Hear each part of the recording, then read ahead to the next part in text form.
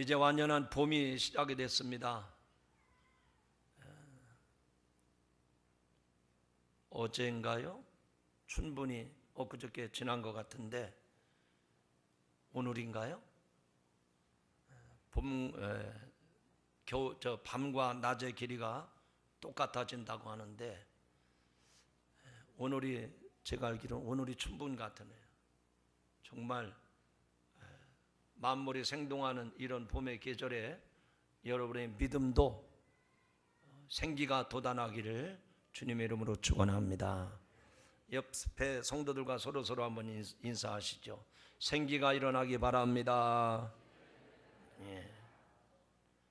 생기가 있는지 없는지는 설교를 듣다 보면 어떤 생기가 없이 그냥 이렇게, 어떤 사람은 여기에 침이 쭉 흐르는데도 그것도 모르고 주무시는 분도 계시고, 그런데 오늘 말씀을 듣다가 생기를 얻는 시간이 되기를 바랍니다.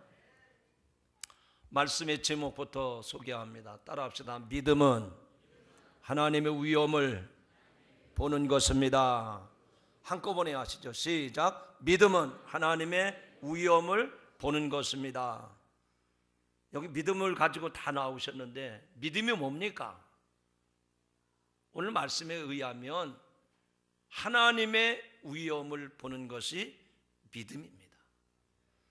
오늘 여러분 한 사람 한 사람이 하나님의 영광, 하나님의 존귀, 하나님의 위엄을 볼 수 있는 시간이 되기를 주님의 이름으로 축원합니다. 성경에 보면 참으로 놀랍고 신기한 일들이 많이 나옵니다. 지난주일 말씀을 기억하십니까? 예수님께서 베드로와 야고보와 요한과 함께 변화산에 올라가셨습니다. 기도하러 가셨던 것이죠. 그런데 예수님께서 그의 모습이 희어졌고 그의 옷이 영광스러운 모습으로 변화되어 모세와 엘리야와 말씀하시는 광경이 나옵니다. 오늘 읽은 본문의 말씀에도 보니까 오늘날 현대인들이 받아들이기 곤란한 이야기가 나옵니다. 즉 예수님의 귀신을 쫓아내셨다는 이야기입니다. 한편으로는 대단히 신기해 보이기도 하지만 다른 한편으로는 우스꽝스러워 보이기도 합니다. 오늘 말씀이 무슨 내용인지 읽으셨지만 일단 그게 무슨 일인지 하나하나 차근차근 살펴보도록 하겠습니다. 본문에 보니까 예수님께서 이튿날 산에서 내려오셨다라는 말로 시작이 됩니다. 그러니까 예수님이 제자들과 함께 변화산에 올라가서 기도하시고 그 모세와 엘리야와 대화하는 그 영광스러운 모습을 보신 후에 그 이튿날 산 아래로 내려왔습니다. 근데 산 아래 내려오니까 많은 사람들이 모여 있었습니다. 그 많은 사람 중에 난치병에 걸린 외아들을 둔 어떤 한 사람이 있습니다. 그는 자기 아들에게 나타나는 증상을 보면 간질병처럼 보입니다. 자, 여러분 읽었지만 성경 말씀을 화면에 보고 같이 읽어가겠습니다. 자, 본문 39절의 말씀입니다. 크게 읽겠습니다. 시작. 갑자기 부르짖게 하고 경련을 일으켜 거품을 흘리게 하며 몹시 상하게 하고야 겨우 떠나가니라. 귀신이 그 외아들을 붙잡아 부르짖게 하고 경련을 일으키게 하고 거품을 흘리게 하며 몹시 상하게 했다라고 말씀을 합니다. 그래서 이 사람은 그 외아들의 병을 고치기 위해서 얼마나 애를 썼는지 불을 보듯 분명합니다. 용하다는 의사는 다 쫓아다녔을 겁니다. 심지어는 무당을 불러다가 푸닥거리도 했을 겁니다. 좋다고 하는 민간요법도 다 써보았을 것입니다. 물에 빠진 사람이라면 지푸라기도 잡으려는 심정처럼 그 아비는 그 외아들을 살리기 위해서 갖은 노력을 다했을 것입니다. 이런 심리를 이용해서 자기 유익을 취하는 사람들도 주변에 많았습니다. 이 사람은 혹시나 해서 예수님께 그 아들을 데리고 왔는데 마침 예수님이 산에 올라가셨기 때문에 그 산 아래에 있던 제자들에게 부탁을 했지만 아무 소용이 없었다는 겁니다. 그래서 40절에 뭐라고 말씀합니까? 같이 또 40절 읽어봅니다. 40절 시작. 당신의 제자들에게 내쫓아주기를 구하였으나 그들이 능히 못하더이다. 예수님이 변화산상에 올라가셨기 때문에 산 아래에 있던 제자들에게 부탁을 했는데 그들이 능히 못하더이다 라고 말을 합니다. 그래서 이 이야기를 들었던 예수님은 그 아비에게 이렇게 말씀합니다. 41절 또 한번 읽어보겠습니다. 시작.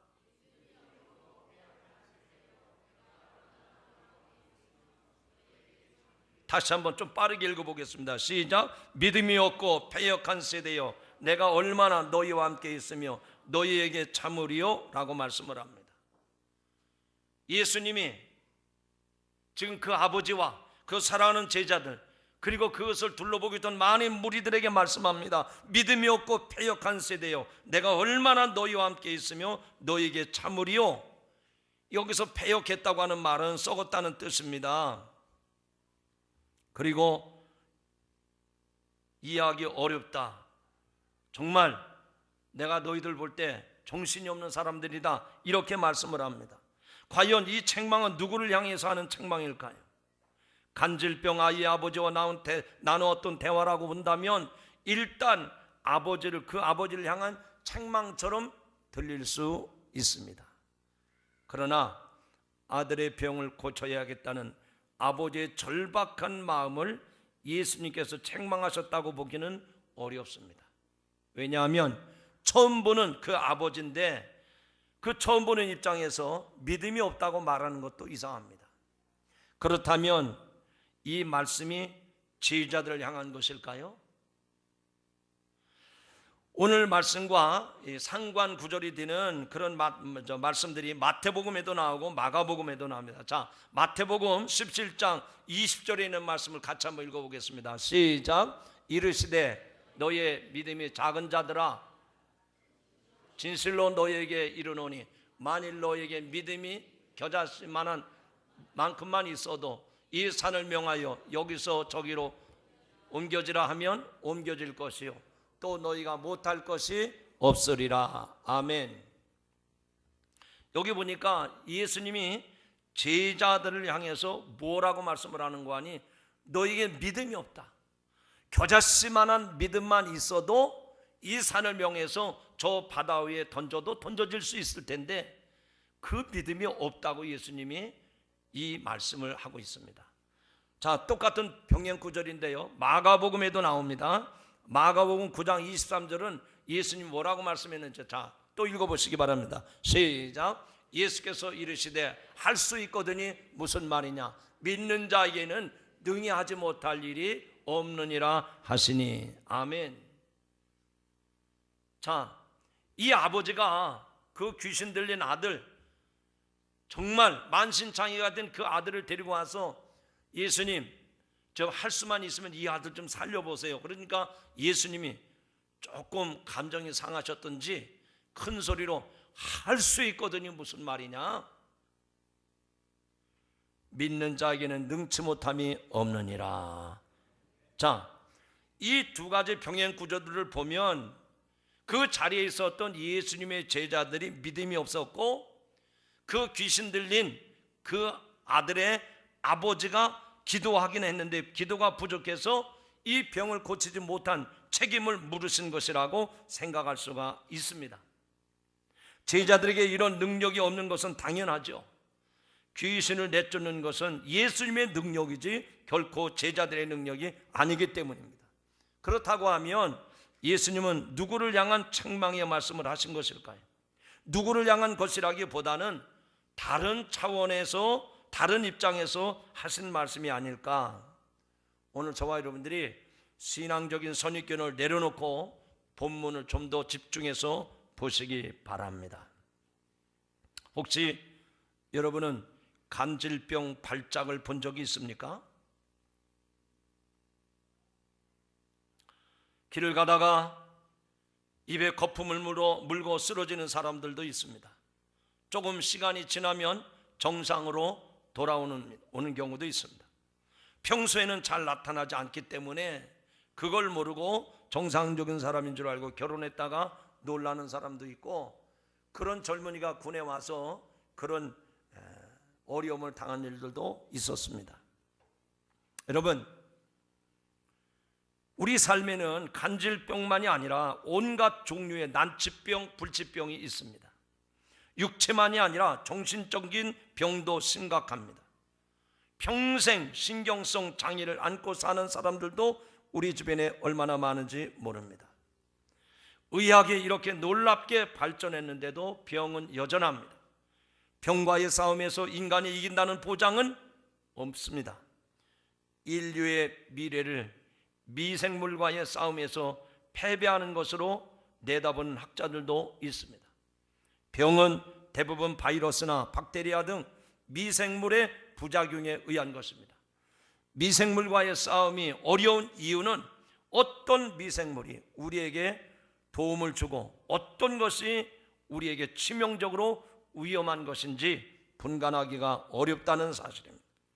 그리고 그 미생물조차도 스스로 변종해 가고 있기 때문에 우리는 이 질병 앞에서 무력한 존재가 되는 겁니다. 인류의 마지막 순간까지 병은 해결될 수가 없습니다. 살아있는 한 아무도 이런 병에서 자유롭지 못합니다. 이렇게 죄와 마찬가지로 죽어야 하는 모든 병과의 싸움이 끝납니다. 근본적으로 우리는 여기서 무력함을 느끼게 됩니다. 그걸 인정해야 합니다. 그것이 우리의 현실이고 그것이 우리의 실존이기 때문에 그렇습니다. 오늘 이 말씀을 듣는 성도 여러분, 여러분이 질병으로 고통받고 있습니까? 난치병으로, 고질병으로 고통받고 있습니까? 오늘 이 말씀을 통해서 하나님의 위엄을 경험하시기 바랍니다. 하나님의 영광을 경험하시기 바랍니다. 하나님의 능력을 체험하시기 바랍니다. 그래서 바로 그런 이유 때문에 우리가 예수님을 믿는 거 아니냐? 그런 예수님의 능력으로 문제를 해결하는 것이 기독교 신앙이 아니냐라고 생각하는 분들도 있습니다. 물론 믿음으로 무슨 일이든지 다 할 수 있습니다. 그러나 무엇이든지 다 할 수 있다고 하는 신앙이 우리의 믿음을 병들게 하는 경우도 있습니다. 내게 능력 주시는 자 안에서 내가 모든 것을 할 수 있느니라. 사도 바울이 빌립보에 증거한 말씀을 보면 난 할 수 있다고 하는 신념을 기독교 신앙으로 뒤바꿔 놓은 경우가 있다는 얘기입니다. 기독교 신앙이 안 되면 되게 하라고 하는 해병대의 구호와 혼동되기도 한다는 얘기입니다. 바울은 할 수 있거든요. 무슨 말이냐? 믿는 자에게 능치 못함이 없느니라. 내게 능력 주시나 내가 모든 것을 할 수 있느니라. 이 말씀은 그런 의미로 쓴 것이 아닙니다. 솔직하게 오늘 여러분의 믿음을 점검해 보시기 바랍니다. 예수님을 잘 믿기만 하면 간질병, 불치병, 고질병 치료될 수 있습니까? 예수님을 믿으면 모든 사업이 다 잘 되고 자식 농사도 잘 됩니까? 그렇지 않다는 것을 모르는 사람은 없습니다. 그런데 바로 앞에서 말씀을 드린 것처럼 믿음으로 그것이 가능하다고 말하는 사람들이 있습니다. 그런 경험을 극적으로 잘 책을 쓰면 베스트셀러가 되는 겁니다. 물론 믿음이 병 치료에 도움이 되는 경우는 있습니다. 믿음이 마음을 편안하게 만들고 편안한 마음은 치료에 큰 도움이 됩니다. 이런 자연 치유와 심리 치유는 얼마든지 가능합니다. 그러므로 이 간질병, 이 불치병이었던 간질병 치료는 기독교 신앙과 일치시킬 수가 없다는 얘기입니다. 여기서 저는 여러분에게 질문 하나를 하고 싶습니다. 장로님, 권사님, 집사님, 성도 여러분, 여러분은 왜 기독교를 믿습니까? 세상에서 복을 받기 위해서, 아니면 죽음의 두려움을 극복하기 위해서, 아니면 종교적인 교양을 쌓기 위해서 예수님을 믿는 것입니까? 그것은 기독교 신앙이 아니고 일종의 종교 생활입니다. 이런 종교 생활을 위해서라면 반드시 기독교를 택할 필요가 없다는 얘기입니다. 차라리 마음 수련에 좋은 불교를 선택하는 것이 훨씬 낫고 훨씬 좋을 듯합니다. 왜냐하면 불교에서도 치료의 역사가 나타납니다. 힐링이니 멘토니 해서 이름 날리는 분들이 대개 불교의 승려들이 많다고 하는 사실을 이것을 통해서 단적으로 증거해 줍니다. 우리 주변에 단전 호흡이나 뇌 훈련원, 요가 훈련원에 가도 이런 심리 치료, 이런 정신적인 치료가 가능하다는 얘기입니다.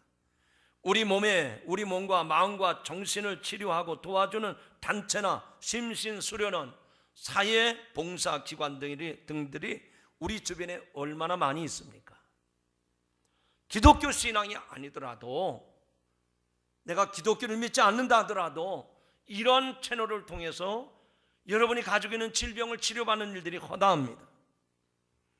기독교 신앙은 종교 생활이 아닙니다.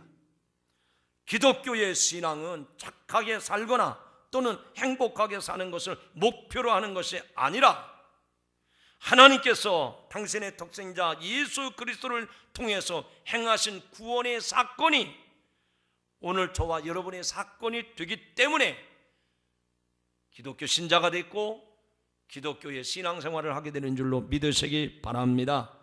바꿔 말씀을 드립니다. 기독교 신앙은 마치 저 슈퍼마켓에 가서 카트에 상품을 담듯이 내 삶에 종교적으로 필요한 것들을 취사 선택하는 것이 아니라 예수님에게 일어난 사건이 내 운명을 바꾸고 내 삶을 변화시키고 내 인생을 새롭게 하는 것이기 때문에 우린 기독교 신앙을 갖게 된 줄로 믿습니다. 간질병 치유나 귀신 내쫓는 것이 중요한 것이 아니라 그 하나님의 아들이신 예수 그리스도가 행하신 일이 내 운명을, 내 인생을, 내 삶을 송두리째 바꾸어 놓았기 때문에, 쉽게 말해서 그 예수님을 통해서 우리는 구원을 받았고 우리는 영생을 얻었고 우리는 천국에 가는 줄로 믿기 때문에 기독교 신앙을 갖게 된 줄로 믿습니다. 그러므로 오늘 불치병, 이 간질병 들린 외아들의 그 병고침을 위해서 찾아왔던 이 아버지의 모습과 예수님의 모습을 잘 보시기 바랍니다. 본문을 볼 때에 귀신을 내쫓는 현상과 예수 그리스도를 구분해야 됩니다. 두 가지가 어쩌면 똑같은 것처럼 보이기도 합니다. 그게 서로 뒤섞여 있기 때문입니다. 겉으로만 보면 본문은 예수님을 통해서 간질병 아이가 치료된 사실이 중요한 것처럼 부각되기도 합니다. 그게 아주 사실적으로 잘 묘사되어 있는 것이 오늘 누가복음 본문의 말씀입니다. 귀신이 예수님 앞에서도 아이를 거꾸로 때리고 그 아이의 입에서 거품을 물게 하고 경련을 일으켰다고 했습니다. 그때 예수님이 뭐라고 하십니까? 더러운 귀신아, 꾸짖으면서 이 아이가 치료되는 장면이 사실적으로 리얼하게 잘 나타나 있습니다. 그런데 예수님은 그 간질병, 고질병을 고쳐주는 것이 본문의 내용이 아닙니다. 오늘 본문에서 이 누가복음을 기록했던 누가는 이 사건의 마지막 결론을 이렇게 내립니다. 자, 43절의 말씀을 다 같이 한번 읽어보겠습니다. 자, 43절의 말씀 시작. 사람들이 다 하나님의 위엄에 놀라니라. 아멘. 짧은 요 전반부 내용만 한번 읽어보실까요? 다시 시작. 사람들이 다 하나님의 위엄에 놀라니라. 지금 몹쓸병, 이 고질병을 가지고 찾아왔던 아버지 그리고 그 아들 예수님 앞에서 두려워 떨고 거품을 물고 거품을 흘리면서 벌벌벌 떨고 있는 그 아들에게 예수님이 귀신을 내쫓아 주실 때 사람들이 다 하나님의 위엄에 놀라니라.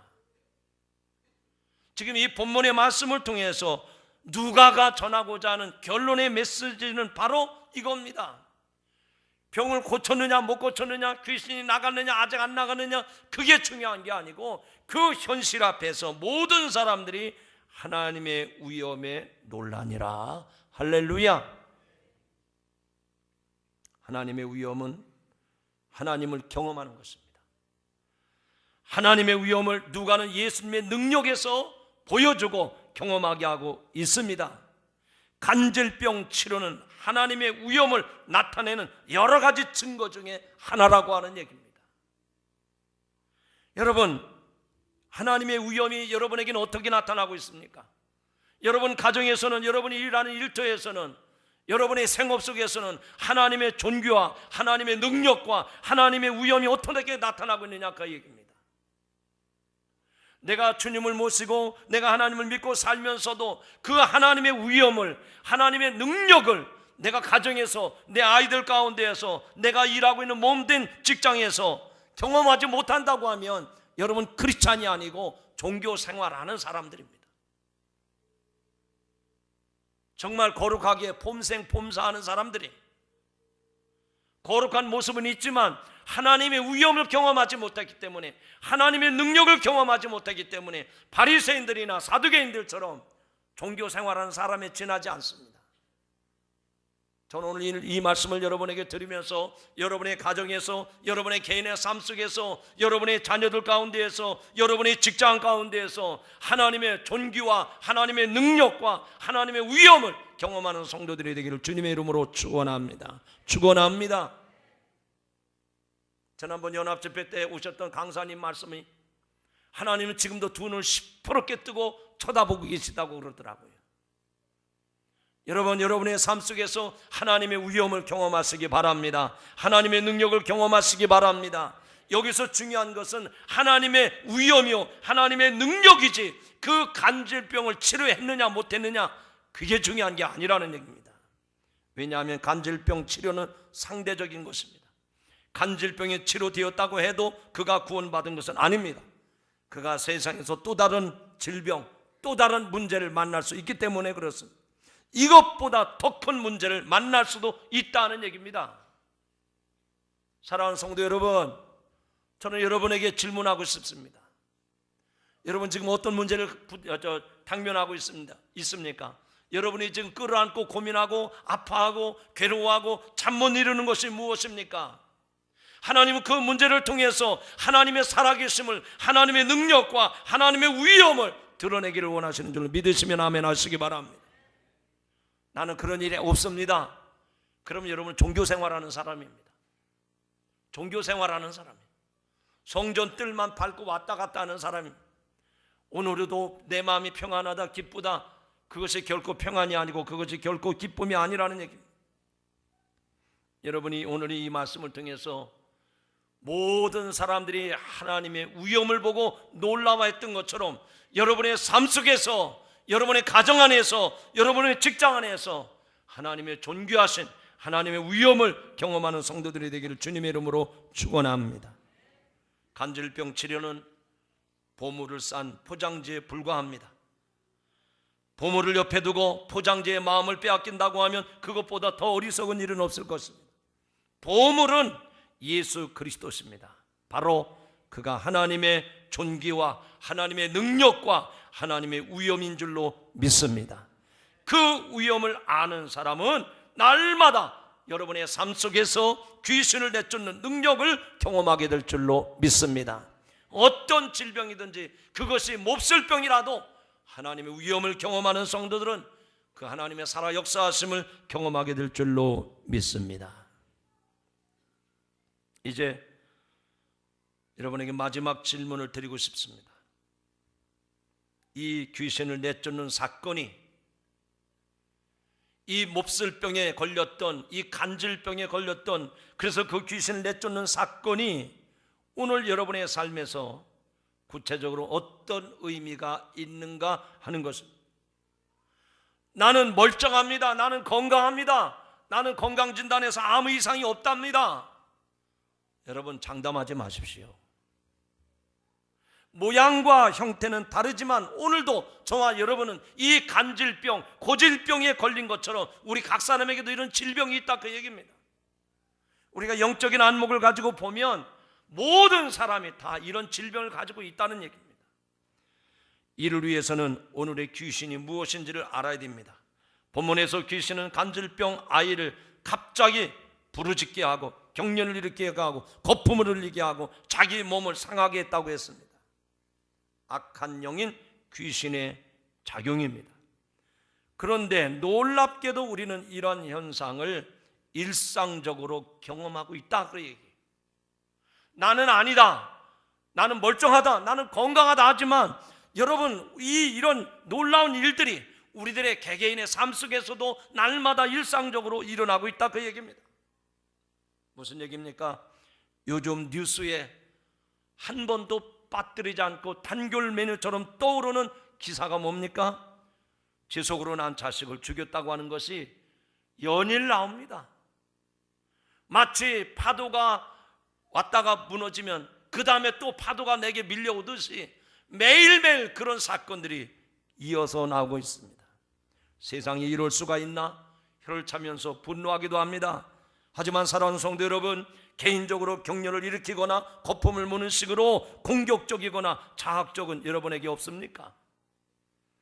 가족과 주변 사람들에게 여러분이 그렇게 거품을 물면서 혈기 분노를 나타낸 적은 없느냐 하는 얘기입니다. 개인에 따라서 다르긴 하지만 자신도 억제할 수 없는 폭력성에 사로잡혀서 그렇게 험한 말을 하고 그렇게 험한 행동을 하지는 않았느냐 하는 얘기입니다. 지금 대한민국은 간질병 환자와 다를 바 없습니다. 간질병이자 귀신 들림의 현상이 우리의 일상에서 일어나고 있다는 말씀입니다. 오늘 저는 이 말씀을 맺으면서 여러분이 영혼을 밝히 떠서 여러분의 영적 상태를 진단하시기를 바랍니다. 그리고 하나님의 위엄을 통해서 하나님의 능력을 통해서 그 문제를 치료받는 역사가 있기를 주님의 이름으로 축원합니다. 오늘 저는 이 말씀의 마지막 결론은 우리 모든 문제 해결은 하나님의 위엄을 볼 때 하나님의 아들이신 예수 그리스도를 통해서 이 문제가 해결할 수 있다고 하는 가능성을 발견한 것입니다. 여러분에게 이런 은혜가 임하시기를 주님의 이름으로 축원합니다. 오늘 우리 개인과 사회 문제도 결국 하나님의 위엄인 예수 그리스도를 통해서만 해결될 수 있음을 믿습니다. 왜냐하면 예수 그리스도가 간질병의 주체인 귀신을 제어했기 때문입니다. 그러므로 예수를 믿는다고 하는 것은 이런 문제를 더 이상 두려워하고 더 이상 그 문제 앞에 낙심할 것이 아니라 능력의 주님 하나님의 위엄이 우리 안에 임하면 이런 모든 것들은 사라지게 될 줄로 믿습니다. 이제 하나님의 위엄인 예수 그리스도의 십자가와 부활 사건이 우리의 죄와 죽음을 정복했기 때문에 더 이상 우리는 이런 몹쓸 병으로 고통받지 않게 될 줄로 믿습니다. 바라기는 여러분의 삶 속에서 날마다 하나님의 위엄과 예수 그리스도의 능력을 발견하고 그분 앞에 경배하며 찬양하며 영광을 돌리며 살아가는 특별히 이 고난주간에 그런 은혜가 여러분에게 임하시기를 주의 이름으로 축원합니다.